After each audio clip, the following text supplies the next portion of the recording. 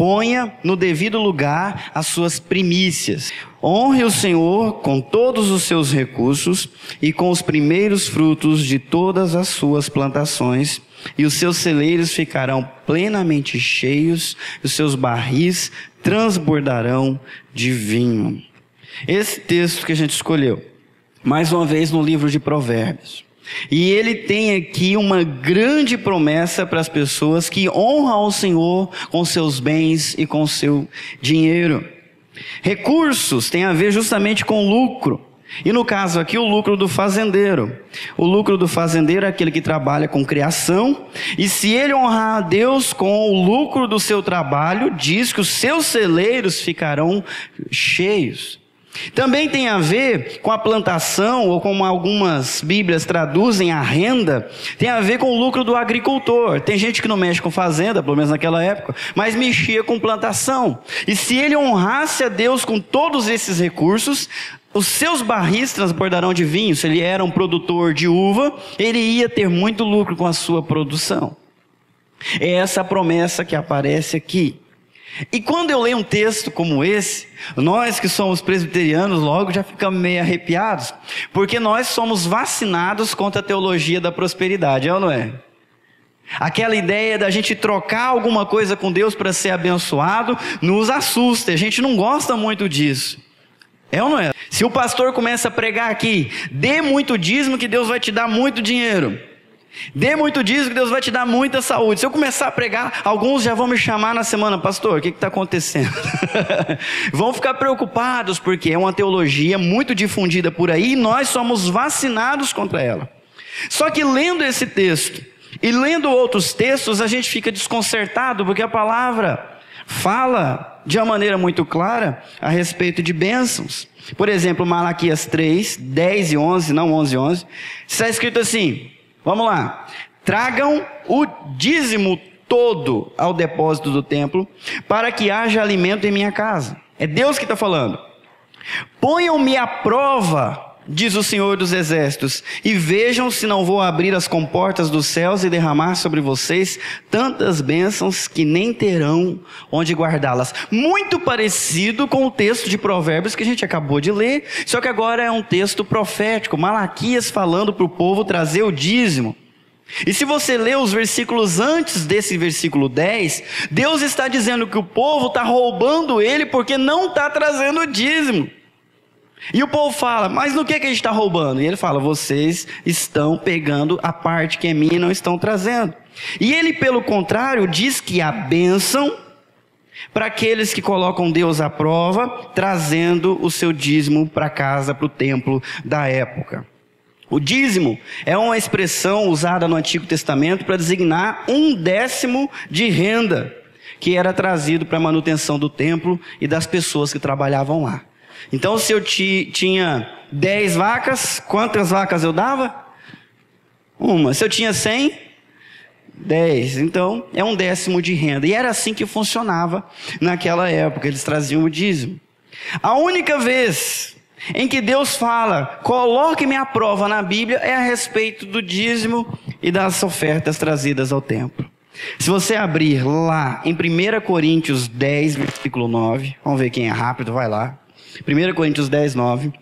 Paulo está chamando a atenção da igreja dos Coríntios, a gente já estudou isso no ano passado, dizendo que eles não deviam seguir o exemplo dos israelitas, que colocaram Deus à prova e por causa disso muitos deles morreram. Então a gente tem na nossa consciência já um ensinamento dizendo que nós não devemos colocar Deus à prova. Tem um outro fato que aconteceu na tentação de Jesus, quando o diabo colocou ele no alto do templo e falou: pula daqui lá no chão, se você é o filho de Deus, os anjos vão te sustentar, porque assim está escrito na palavra. O que Jesus respondeu para ele? Não tentarás o Senhor teu Deus. Como é que a gente consegue conciliar uma coisa com a outra? Só a respeito do dízimo Deus fala: ponha-me à prova e você vai ver se não há ter bênção sobre a sua vida. A respeito das outras coisas, Deus não quer que a gente fique colocando ele à prova. A gente tem que confiar em sua palavra. Aqui ele diz para fazer isso. E diz mais ainda, olha só. Vamos ler juntos? 1, 2, 3. impedirei que pragas devorem suas colheitas, e as videiras nos campos não perderão o seu fruto, diz o Senhor dos Exércitos. Uau, vai ser difícil explicar isso aqui. Para entender essas passagens, é preciso a gente compreender um princípio muito importante, que é esse princípio aqui, ó. Primícias. O que é primícia? O primeiro pertence a Deus. É isso que a palavra quer dizer.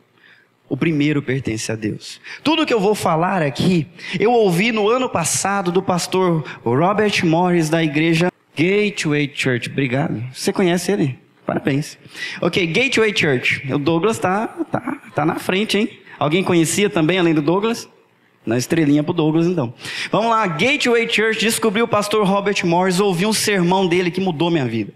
Estou falando sério, eu já ouvi umas 5, 6, 7... acho que eu já perdi a conta de quantas vezes eu ouvi esse sermão. Se você entende um pouquinho de inglês, depois eu passo para você o link para você ir lá ouvir também. Mas era uma série chamada Simplifique, na igreja Willow Creek, lá nos Estados Unidos. Ele pregou sobre o princípio do primeiro. O primeiro pertence a Deus. Fenomenal. Muito do que eu vou falar aqui, eu tirei de lá. E eu aprendi com esse homem e a minha vida está mudando desde então. E o que ele ensinou é que o primeiro pertence a Deus. Para isso ele usou o Êxodo 13, versículo 1. Se quiser abrir na sua Bíblia, pode abrir. Êxodo 13, 1. Deus está ensinando o povo a como ele quer que comporte na terra que Deus está prometendo para eles. E lá nesse texto, diz o Senhor Deus a Moisés. Vamos ler todo mundo junto, porque isso aqui é muito importante. Acompanhe aqui na tela. Consagre a mim todos os primogênitos. O primeiro filho israelita me pertence, não somente entre os homens, mas também entre os animais. Deus chegou para o povo e disse: eu tenho uma lei para vocês, é a seguinte: todo o primeiro macho que nascer é meu. Ele usa a palavra me pertence. Seja homem, seja cria do animal, é meu, precisa ser consagrado. A palavra consagrado em algumas Bíblias é traduzido como santificado, que significa colocar de lado, separado dos outros. Não é meu, esse aqui não é meu, esse aqui pertence a Deus. Não sei se você está entendendo o que eu estou falando, mas naquela época, o teu primeiro filho não é teu. Se você fosse fazendeiro, comprou o seu primeiro boi, sua primeira vaquinha, ficou esperando dar um bezerrinho, o primeiro bezerrinho que nasceu, bonitinho, forte, saudável, esperto, segundo essa palavra, ele não é, ele tem que ser consagrado a Deus, não é seu. Então você não tem nenhum ainda. Continua aí na fé, que ainda não tem nenhum, porque esse tem que ser consagrado a Deus. Esse é o princípio. O versículo 12 continua a mesma ideia. Leiam junto comigo. Separem para o Senhor o primeiro nascido de todo ventre. Todos os primeiros machos dos seus rebanhos pertencem ao Senhor. E naquela época e naquele lugar, as pessoas costumavam criar ovelhas. E se a ovelha teve a sua primeira cria macho, uma ovelhinha lá macho, ela tinha que ser separada e ela não pertencia ao seu dono, ela pertencia a Deus, era consagrada a Ele. Isso quer dizer que esse animal limpo, né, a ovelha, pertencia a Deus. Mas e se a gente pensar num animal diferente? Vamos lá, versículo 13. Resgate com um cordeiro toda a primeira cria dos jumentos. Mas se não quiser resgatá-la, quebre-lhe o... Vocês estão acompanhando? Já ficaram assustados? Tinha lido isso na Bíblia alguma vez? Quem é a primeira vez está vendo esse texto na vida, levanta a mão. Quebrar o pescoço do jumentinho. Só porque ele nasceu macho é o primeiro. Resgate também todo o primogênito entre os seus filhos. A ovelhinha tinha que ser sacrificada, entregue para Deus.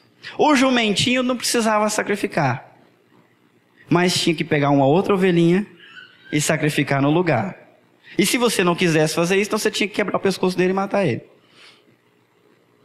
De todo jeito você ia perder. A ovelha é um animal limpo. um cordeiro santo. O jumento já é um animal imundo, não é muito reconhecido, ninguém comia carne de jumento.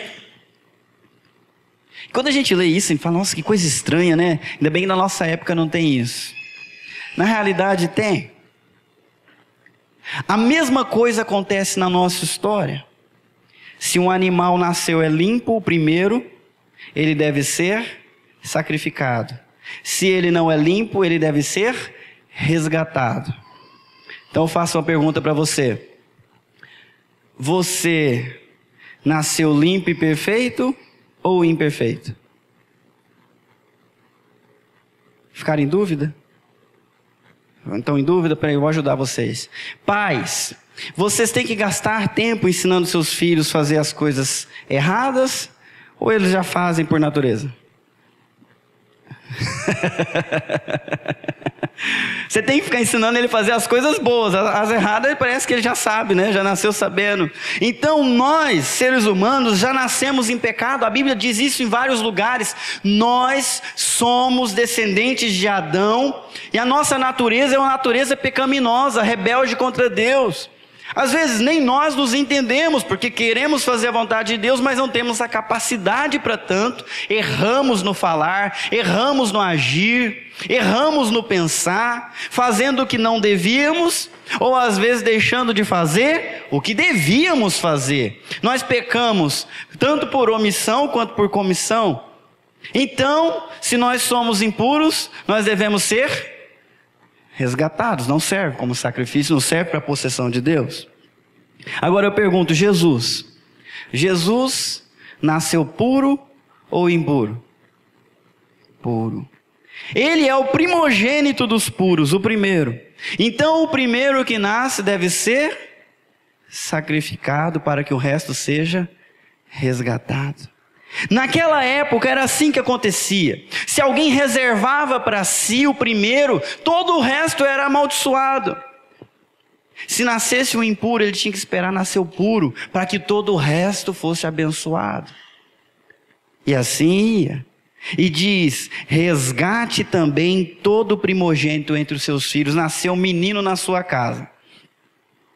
E agora? Corta o pescocinho do menino? Não, resgata ele, corta o pescocinho de uma ovelha para salvar o menino. Será que isso moldou com o tempo ou continua mesmo assim? Quem é o Cordeiro Santo que é sacrificado para resgatar a minha vida? Eu sou filho primogênito. Usando o termo bíblico, eu abri a madre. Abri a madre, sou o primeiro. Então pertenço a Deus. Mas alguém, muito antes de eu nascer, foi oferecido como sacrifício por mim. Quem foi? Jesus Cristo. Glória a Ele. Meus queridos, preste atenção nesse versículo que todo mundo tem que saber de cor. Porque Deus tanto amou o mundo, que deu o seu Filho unigênito para que todo o que nele crer não pereça, mas tenha a vida eterna. O perecer, o morrer, é o que espera todo mundo. Mas Deus amou tanto o mundo que deu o Filho único, primogênito, para que todo aquele que nele crê não pereça, mas tenha a vida eterna. Agora, não pense você que o fato de Jesus ter morrido na cruz já lhe garante de quebra a salvação. Porque não está escrito que ele veio salvar o mundo inteiro. Diz que Deus amou o mundo inteiro. Mas só ganha a vida eterna aquele que... obrigado. Melhorou. Aquele que nele crer. Deus amou o mundo inteiro, mas só é resgatado aquele que pega a sua fé e coloca em Jesus e diz, eu creio que esse é o Cordeiro de Deus que foi morto no meu lugar para resgatar a minha vida. Eu, impuro, posso ser considerado puro. Eu, perdido, sou achado. Eu que vivi em trevas, posso andar em luz por causa que um cordeiro puro foi imolado, foi sacrificado. E por conta disso eu recebo uma vida eterna, que pode ser traduzida também como uma vida abundante. Alguns aqui já experimentam uma vida abundante. Outros estão pensando, o que será que é isso? Será que eu tenho? Será que eu não tenho? Se você está pensando, será que eu tenho? Será que eu não tenho? Eu já lhe digo, quem tem, tem certeza que tem. Se você não tem certeza, hoje é o dia que você pode colocar a tua fé nesse Cordeiro Santo e receber salvação. Receber uma vida plena. Aqui hoje, a gente tem alguns elementos de uma festa que nós vamos participar. A gente tem um cálice com um líquido que lembra muito a cor do sangue. A gente tem um pão, muito gostoso por sinal. E quem é da igreja sabe que um dia, muito tempo atrás, o Senhor Jesus, numa mesa um pouco maior que essa, cercado pelos seus discípulos, pegou o pão, partiu e disse: esse é o meu corpo que foi partido por vós. Eu quero que vocês que me seguem comam e se lembrem de mim. Pois ele pegou um cálice com vinho, no nosso caso aqui suco de uva, e disse: esse cálice é o cálice da nova aliança feita no meu sangue. Bebei dele todos, em memória de mim, até que eu venha.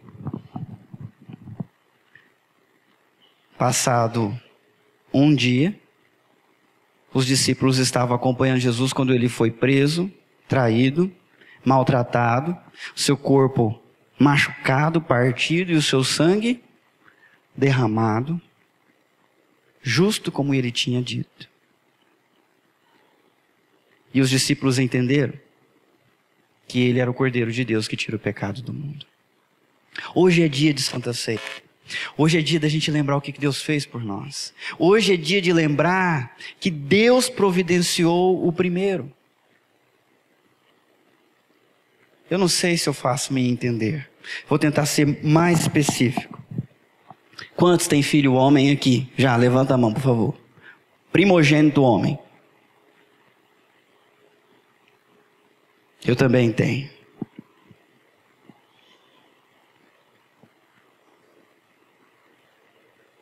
Quem você acha que presta no mundo hoje?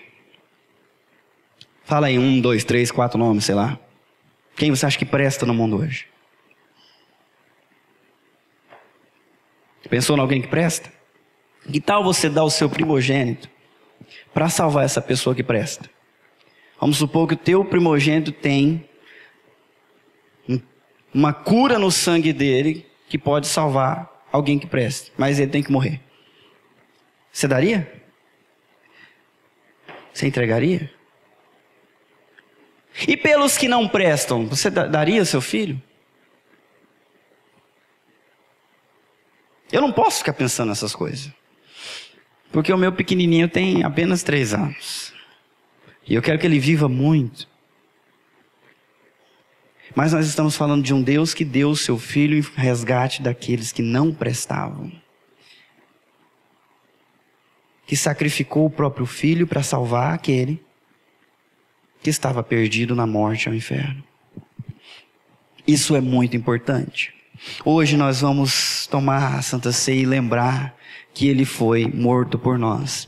Se você não for participar disso conosco, eu quero dizer, você é bem-vindo para participar. E só precisa fazer uma coisa.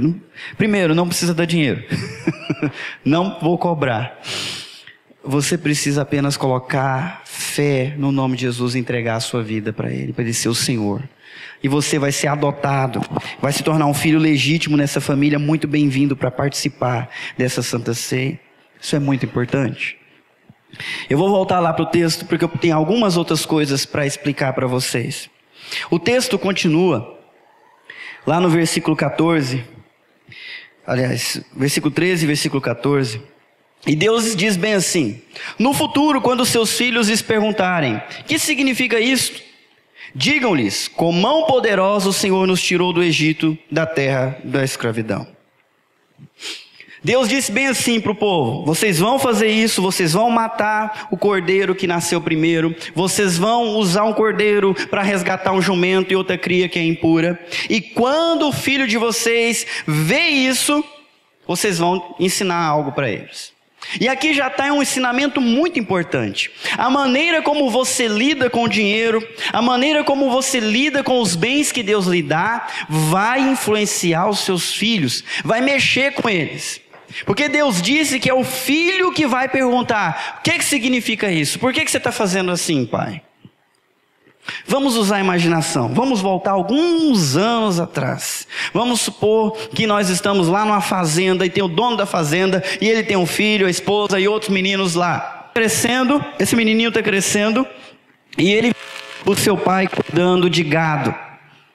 Imagina a alegria quando ele entra pela sala dizendo: pai, aquela ovelhinha que eu gosto pariu primeiro, está lá no pasto.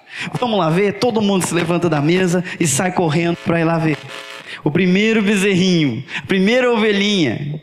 Vem comigo. Como é que ele está quando ele acaba de nascer? Deitado lá no chão, se mexendo. Todo mundo falou: oh, que bonitinho, filhotinho. Não é assim que a gente faz? Quando nasce cachorrinho em casa, gatinho, tão pequenininho, tão bonitinho. Toda a família fala: olha que bonitinho. Alguém diz: olha só o milagre da vida, como Deus é bom. Lembra de adorar a Deus, de exaltar a Deus. Enquanto todo mundo correu na frente, vem o pai atrás, já trazendo a sua faca, né? Todo mundo olhando. O menininho de 3, 4 aninhos ali do lado, vendo, o primogênito. Quando o pai pega e quebra o pescoço do bichinho. Ou corta a garganta do bichinho. O menininho possivelmente não vai ter coragem de perguntar nada, né? Talvez ele pense assim: meu Deus, o que será que essa ovelhinha fez? Eu preciso descobrir, porque eu não posso fazer a mesma coisa. Isso vai se repetindo ano após ano. Toda a primeira cria, todo mundo fica feliz, o pai chega e no primeiro ele mata. No primeiro ele mata, no primeiro ele mata. Quando esse menino chega lá para os seus 14, 15 anos, começa a entender de matemática, ele vai chamar o seu pai no canto e dizer: pai, eu preciso conversar um negócio com o senhor. Não sei nem por onde começar, mas você sabe que eu ando estudando, estou entendendo um pouquinho de matemática. E você sabe que o ramo que a gente trabalha é fazenda, a gente vive do campo, da cria dos nossos animais. E, pai, toda vez que nasce o primeiro filhotinho, como é que eu posso dizer? O senhor assassina ele. Pai, eu sei exatamente quanto que isso significa. No ano passado, o senhor matou 74 bezerros. Isso poderia ter dado um lucro para a gente imenso, pai. Por que você faz isso? E esse pai ia seguir a ordem de Deus e ia explicar. Vamos começar aqui, ó.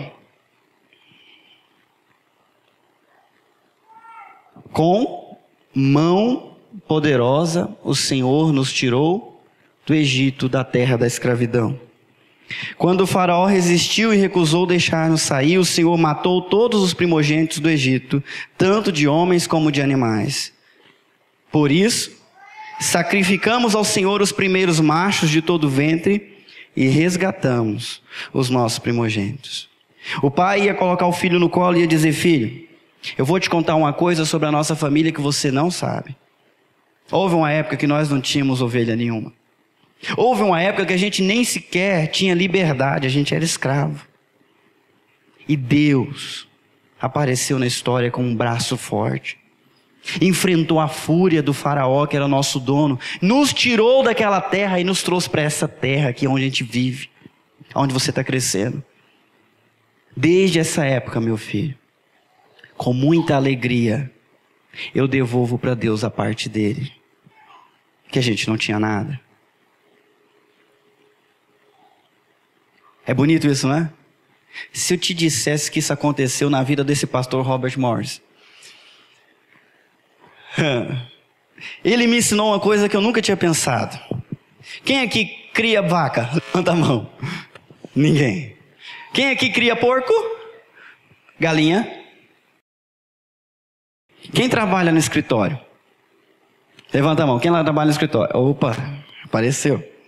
Quem trabalha no comércio? Levanta a mão, deixa eu ver. Olha, tem também. Quem presta serviço? Um monte. Ok.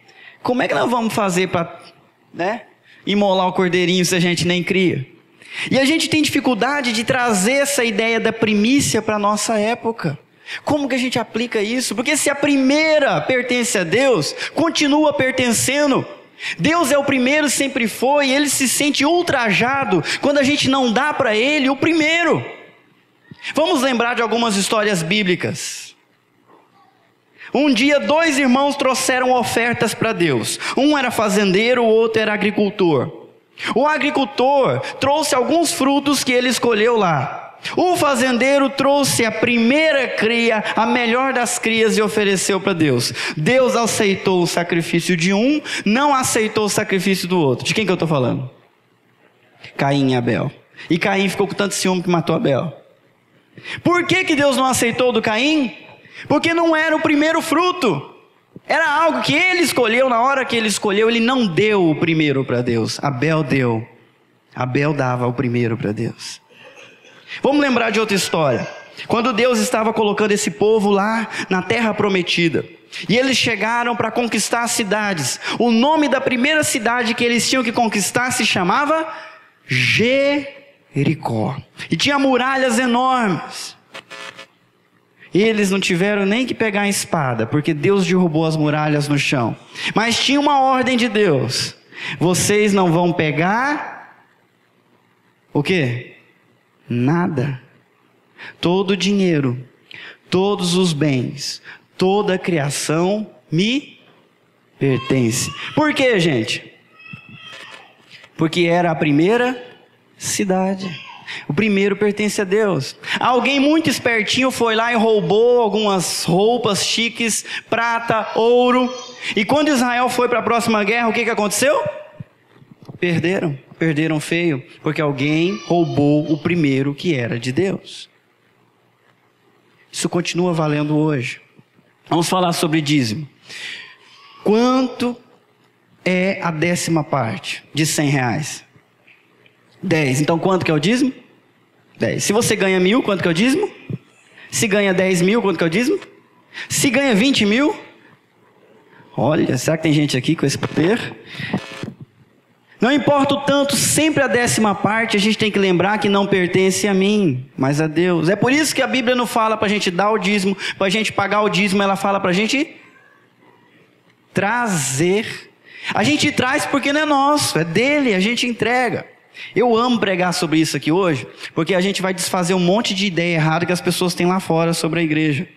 A gente não paga o dízimo para comprar bênçãos, a gente simplesmente traz aquilo que não é nosso. É de Deus.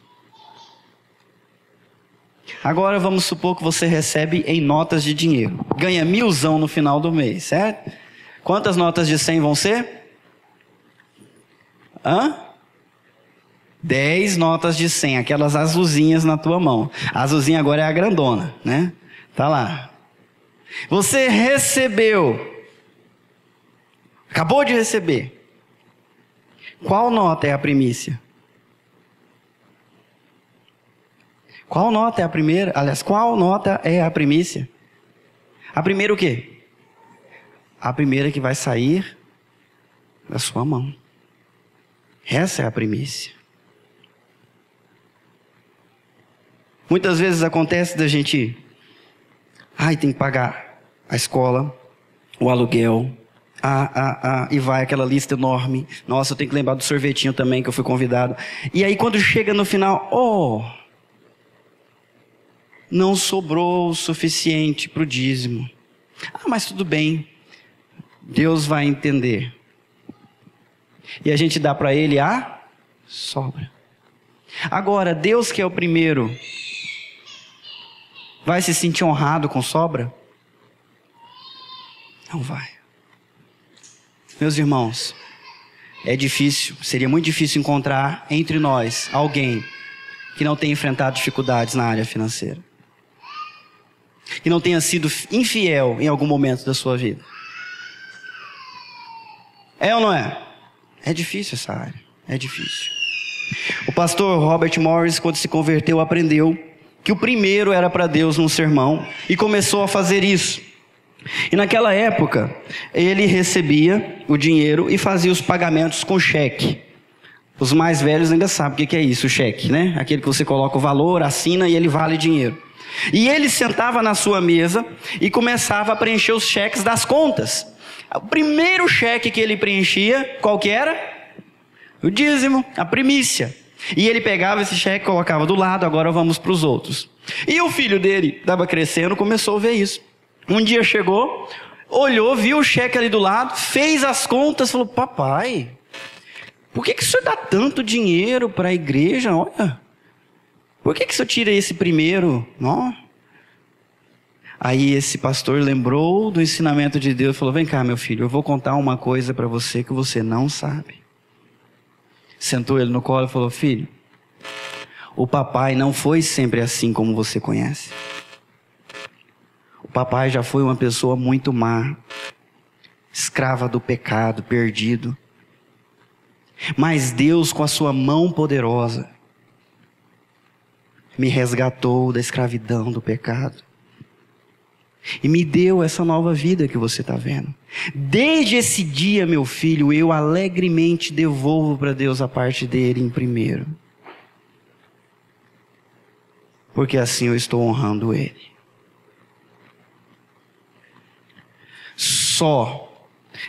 Somente você entregar os seus dízimos e as suas ofertas no espírito de adoração e de gratidão é que há promessas para você. Se você entregar o seu dízimo pensando: eu vou dar, porque se eu for fiel, Deus vai me dar o que eu quero, já está pervertida a tua intenção. Você primeiro precisa se lembrar que Ele te resgatou. Ele deu primeiro a oferta. Ele deu o sangue precioso do seu filho. E por conta disso a gente vem e entrega a primeira parte para Ele. Gratidão, adoração, honra a Deus.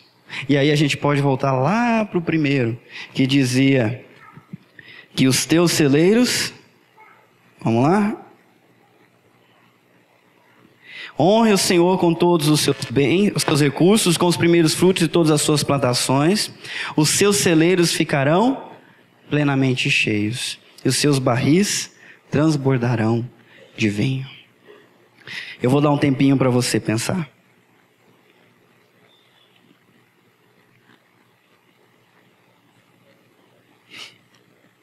Eu não sei se essa tem sido a sua prática, mas desde que eu vi isso eu mudei a minha prática. Eu agora não faço do dízimo um momento qualquer. Eu paro, eu medito no que eu estou fazendo e eu falo: Deus, essa primeira parte aqui é tua. E eu quero te louvar, dizendo que o Senhor é o primeiro na minha vida. Sem o Senhor não teria nada. E eu louvo a Deus nesse momento. Vocês querem saber se eu sou abençoado? A Rosa sempre se manifesta, né? Gente, eu sou muito abençoado. Vocês querem saber se eu sou rico?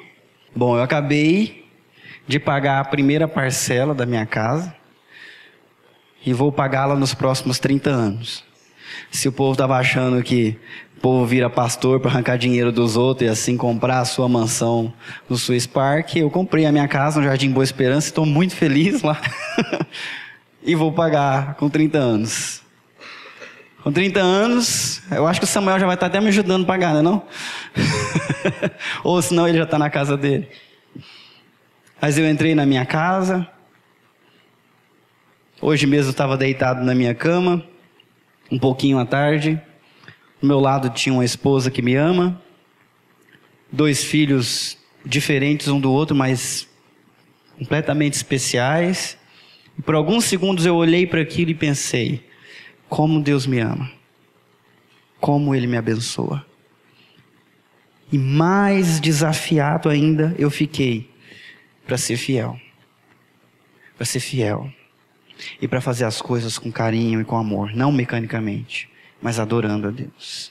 Estou dando o meu testemunho, mas eu sei que aqui dentro da igreja tem gente que tem testemunhos ainda maiores. Tem gente que tinha muito pouco e que tirava o dízimo com fidelidade, falando: Deus, eu creio que o Senhor vai me sustentar até o final do mês. E Deus milagrosamente o fez. Gente que ganha muito pouco e hoje tem muito, mas não porque queria muito, mas que Deus quis dar, porque sabia que esse muito não ia subir a cabeça. Porque o primeiro lugar no coração desse irmão, dessa irmã, pertencia a Deus. Se você quer saber um pouco dessas histórias, pois sai perguntando aí. Pede o testemunho, você vai encontrar muitas histórias, porque Deus está operando no nosso meio. E tem gente que coloca Ele em primeiro lugar. E hoje é a chance de você fazer isso também. Se você não é cristão, você não deve dizimar. Você deve entregar a sua vida a Jesus, porque Ele já entregou a dele para você. Se você é cristão, não seja contado com os infiéis. Lembre-se do que Deus fez. Dê a parte de Deus primeiro. Dê a primeira. E você vai ver o resultado. Não fica noiado não, né? Cheio de neurose. Tem gente que é casada e pensa, eu vou fazer a transferência online. E aí tem algum problema, não deu tempo de fazer. Quando chega, descobre que a esposa pegou o cartão de crédito, foi lá no shopping e fez uma compra. Ai meu Deus, não foi o primeiro foi para a loja. Nossa, agora estamos amaldiçoados pelas próximas 4 semanas. Valeu, viu, amor?